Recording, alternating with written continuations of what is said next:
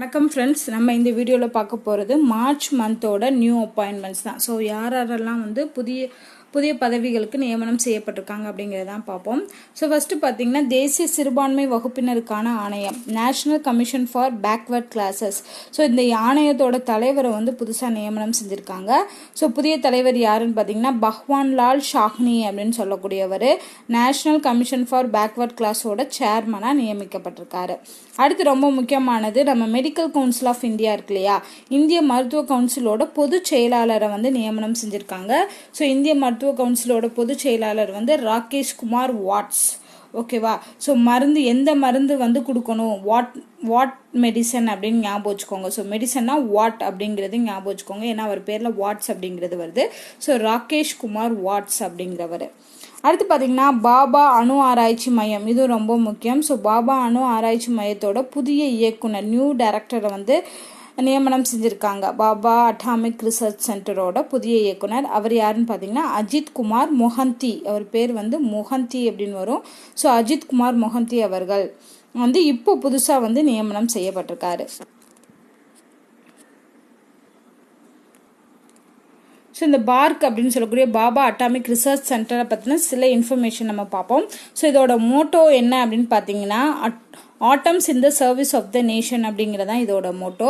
இது எப்போ ஃபார்ம் பண்ணாங்க, இந்த பார்க் அமைப்பை வந்து எப்போ ஃபார்ம் பண்ணாங்க அப்படின்னு பார்த்தீங்கன்னா 1954, 1954 ஜனவரி 3 ஸோ இதை முதல்ல உருவாக்கியவர், founder of Bhabha atomic research centre யார் அப்படின்னு கேட்டிங்கன்னா நமக்கு தெரியும், ஹோமி ஜே பாபா அவர்கள். ஸோ இது நிறைய எக்ஸாமில் வந்து இந்த இது கேட்பாங்க, பாபா அணு ஆராய்ச்சி மையத்தை உருவாக்கினவர் ஃபவுண்டர் யார் அப்படின்னு பார்த்தீங்கன்னா ஹோமி பாபா அப்படின்னு நம்ம படிச்சிருப்போம்.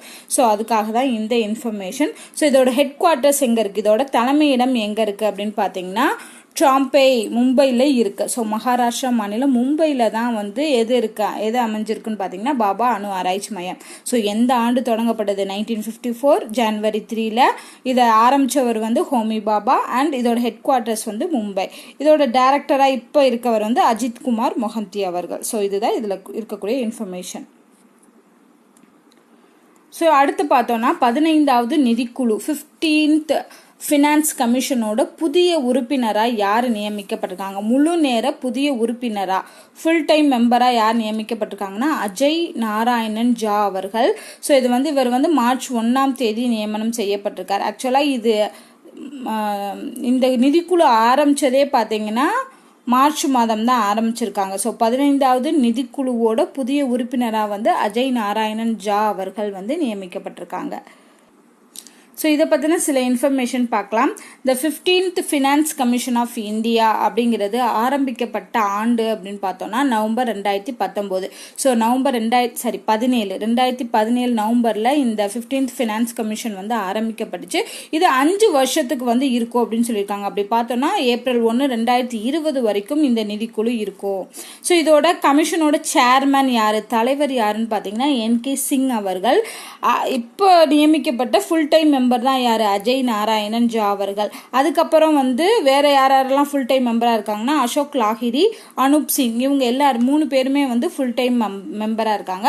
அது மட்டும் இல்லாமல் பார்ட் டைம் மெம்பரா வந்து ரமேஷ் சந்த் அவர்கள் வந்து நியமனம் செய்யப்பட்டிருக்காங்க. ஸோ இதுதான் வந்து 15th ஃபினான்ஸ் கமிஷன்ல நம்ம தெரிஞ்சுக்க வேண்டியது. இது எந்த வருடம் ஆரம்பிக்கப்பட்டது, 2017 ஆரம்பிக்கப்பட்டது. ஸோ 5 வருஷத்துக்கு இந்த கமிஷன் இருக்கும், 2020 வரைக்கும்.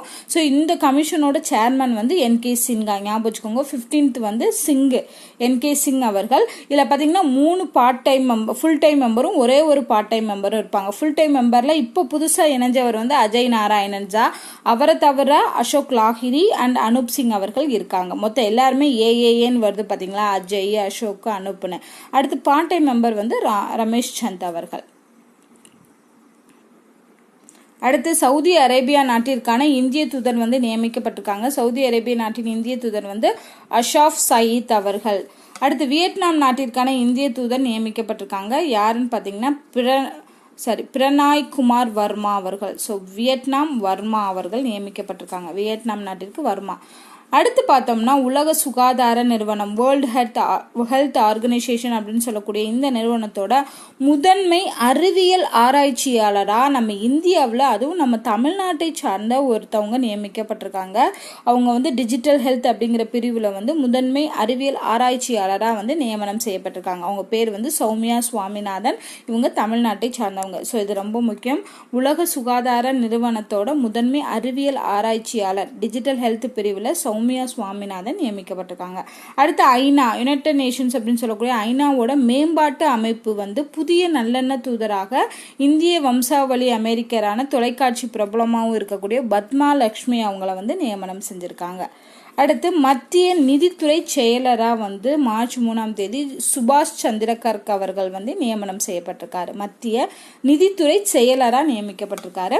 அடுத்து எல்ஐசி லைஃப் இன்சூரன்ஸ் கார்பரேஷனோட புதிய தலைவர். ஸோ இதெல்லாம் கேட்கறதுக்கான சான்சஸ் இருக்கு.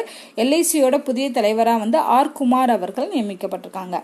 அடுத்து பார்த்தீங்கன்னா இந்த மார்ச் 19 கோவா மாநிலத்தோட சிஎம் வந்து மாறியிருக்காங்க. பிஜேபி சார்ந்த பிரமோத் சாவந்த் அவர்கள் வந்து கோவா மாநிலத்தோட சிஎம்மா இருந்திருக்காங்க. அடுத்து லோக்பாலோட முதல் தலைவர். ஸோ லோக்பால் வந்து இப்போ ஆரம்பிச்சிருக்காங்க இல்லையா, இந்த லோக்பாலோட முதல் தலைவராக ஃபர்ஸ்ட் சேர்மனாக நியமிக்கப்பட்டிருக்கவர் வந்து உச்சநீதிமன்ற முன்னாள் நீதிபதியாக இருந்த பினாக்கி சந்திரகோஷ் அவர்கள் நியமிக்கப்பட்டிருக்காங்க. இது ரொம்ப முக்கியம். எப்படி வந்து 15th கமிஷன் பார்த்தோமோ அதுக்கு சேர்மன் வந்து சிங்கு பார்த்தோம். லோக்பாலோட சேர்மன் பார்த்தீங்கன்னா பினாக்கி சந்திரகோஷ் அவர்கள் மார்ச் 19 நியமிக்கப்பட்டிருக்காங்க. ஸோ இந்த லோக்பாலை பற்றின சின்ன ஓவர்வியூ பார்ப்போம். இந்த லோக்பால் ஆரம்பிக்கப்பட்டது பார்த்தீங்கன்னா 2019 மார்ச் 19 தான். ஸோ 19 தேதியும் 19 வருது, இயரும் 19 முடியுது. ஸோ இப்போ ஈஸியாக ஞாபகம் வச்சுக்கலாம். லோக்பால் வந்து 1919 அப்படின்னு. ஸோ மார்ச் மாதம் தான் இது வந்து ஆரம்பிக்கப்பட்டிருக்கு.